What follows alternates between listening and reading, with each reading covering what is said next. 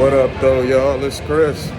Appreciate you connecting with me while I'm on my way out of this dang on gym. Chest and back is done. I'm tired.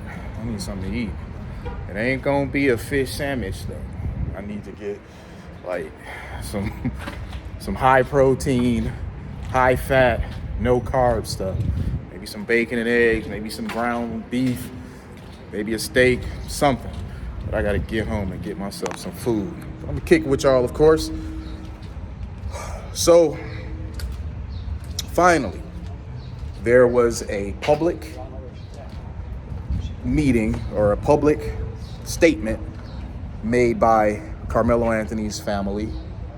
And there was a delay of things getting started because Austin Metcalf's father showed up there. And he didn't say anything to anybody. He had on some sunglasses. He just stood there watching. People were asking him to leave, and he was not saying anything. Eventually, the owner of the building made him leave, claiming that he was trespassing. That's fine. The owner of the building can do that. Police were called. They didn't do anything to him because they understand what the situation is.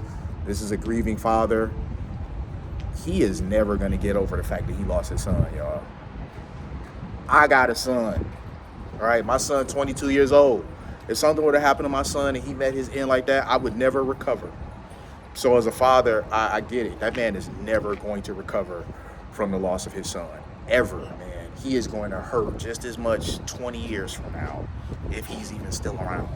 Like, your kids, you ain't supposed to bury them, man. That's just not supposed to be the way it works. That's not the natural order of things.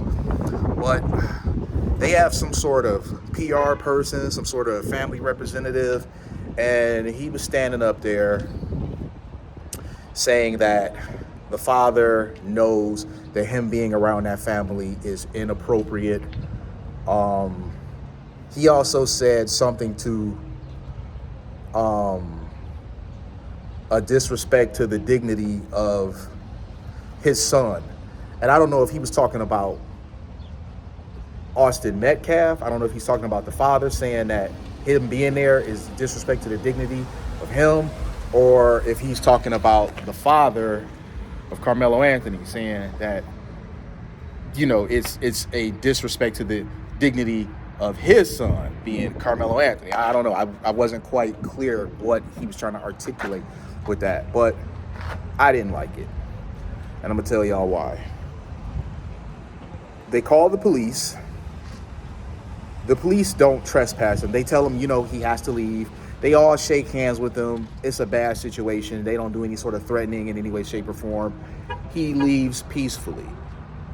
I don't think I would have made all that out of it, though. Him being there, I would have just let him be there.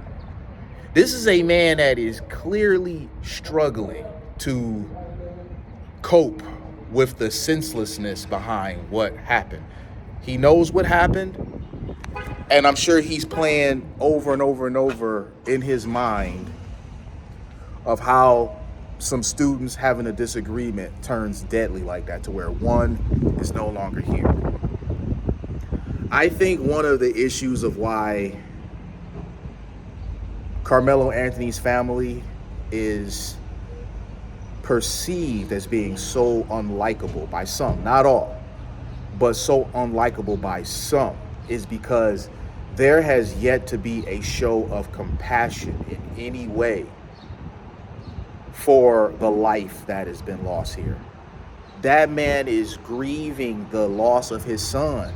Y'all are parents too. Can y'all not see that? I think we ultimately, in just this whole revenge thing, anger, and they deserved it. I think we escape from being human to a certain extent. And where you have a man that's there, you can see he's like really trying to hold it together.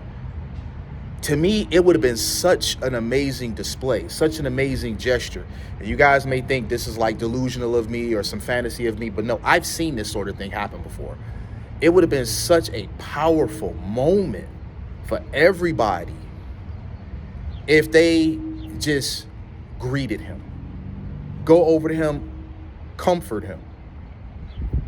I'm telling you, if the mom and father would have approached him with open arms to just hug that man, I'm telling you, he would not have reacted violently. He would not have pushed them away. He probably would have broke down in their arms. That would have been so powerful, man. I don't think that man wants to hold a grudge about this for the rest of his life. I really don't. I think that is a man that largely feels like his family and what they're going through is largely being ignored or overshadowed or minimized.